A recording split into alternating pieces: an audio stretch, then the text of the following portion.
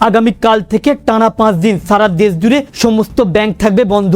গোটা দেশ জুড়ে চাই আপনার কাছে state bank, Punjab bank, Indian bank, UCO bank, গ্রামীণ ব্যাংক, এইচডিএফসি, অ্যাক্সিস, যে কোনো ব্যাংকেরই বই থেকে থাকুক না কেন, যদি আপনি কোনো রকম সমস্যায় পড়তে না চেয়ে থাকেন তাহলে জানা মূলত আপনার একান্ত প্রয়োজন। হঠাৎ কেন 5 দিন ব্যাংক বন্ধ থাকবে, কি কারণে, বা এতে সাধারণ মানুষ কতটা সমস্যায় পড়তে পারে, বা সাধারণ মানুষের কোনো সমস্যা হবে কিনা, এটা নিয়েই থাকবে বিস্তারিত আলোচনা। তাই যদি আপনার ব্যাংকের বই থেকে থাকে, চাই সেটি ভারতবর্ষের যে কোনো ব্যাংকেরই বই হোক না কেন, তাহলে জানা মূলত আপনার একান্ত প্রয়োজন।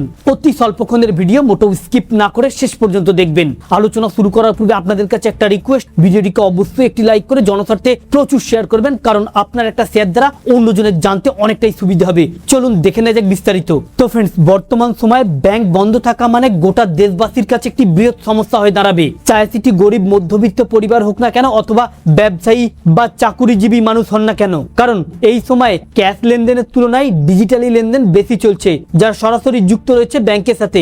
এমনকি দেশের গরিব মধ্যবিত্ত পরিবারদের কাছেও রয়েছে ব্যাংক অ্যাকাউন্ট। প্রধানমন্ত্রী জনধন যোজনার আওতাতেই প্রত্যেকটি বাড়িতে পৌঁছেছে ব্যাংকের অ্যাকাউন্ট, আর যোজনা প্রকল্পের টাকা এই ব্যাংকেই ঢুকে থাকে।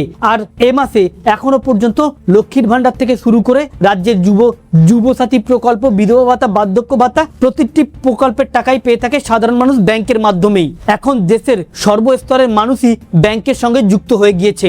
আর এমনিতেই বেশ কিছুদিন ধরে লকডাউনের একটি গুঞ্জন চলছে, এতেই অনেকটা আতঙ্ক বেড়েছে। তাহলে কি ব্যাংক পরিষেবা বন্ধ করে দেওয়া হচ্ছে, এমনই একটি গুঞ্জন উঠছে। এর মধ্যেই বলা হচ্ছে আগামীকাল থেকে টানা 5 দিন ব্যাংক থাকবে সম্পূর্ণরূপে বন্ধ। সরাসরি আপনি ব্যাংকে গিয়ে না টাকা জমা করতে পারবেন, না তুলতে পারবেন, না চেক ক্লিয়ার করতে পারবেন।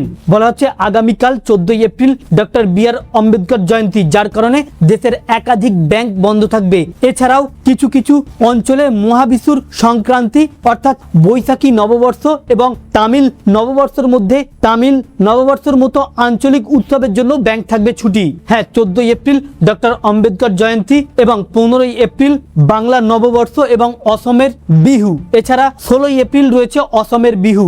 একই সাথে 20 এপ্রিল থাকছে কর্ণাটকের বাসব জয়ন্তী বা অক্ষয় তৃতীয়া, এবং 21 এপ্রিল থাকছে ত্রিপুরার গড়িয়া পুজো। এই কারণেই গোটা দেশ জুড়ে গোটা দেশের একাধিক রাজ্যে ব্যাংক থাকবে বন্ধ।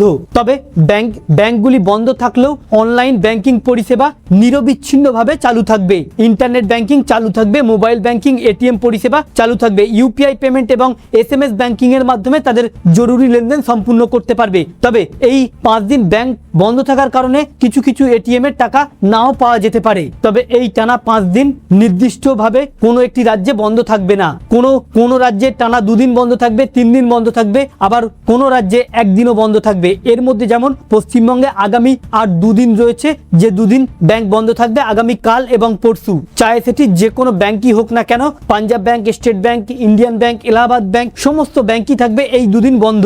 বাকি অন্য দিনগুলি অন্য রাজ্যে বন্ধ থাকতে চলেছে। এখানে সাধারণ মানুষের কোনো সমস্যাই হবে না, বা টাকা থেকে শুরু করে সবকিছু সুরক্ষিত থাকবে। তো ফ্রেন্ডস, এই ছিল মূলত ব্যাংকিং নিয়ে একটি বিশেষ আপডেট। আমাদের উদ্দেশ্য ছিল এই আপডেটটি আপনাদের সামনে উপস্থাপন করা, যাতে আপনাদের জানতে সুবিধা হয়ে থাকে। ভালো লেগে থাকলে ভিডিওটিকে অবশ্যই একটি লাইক করে শেয়ার করবেন। Thank you friends, thank you for watching.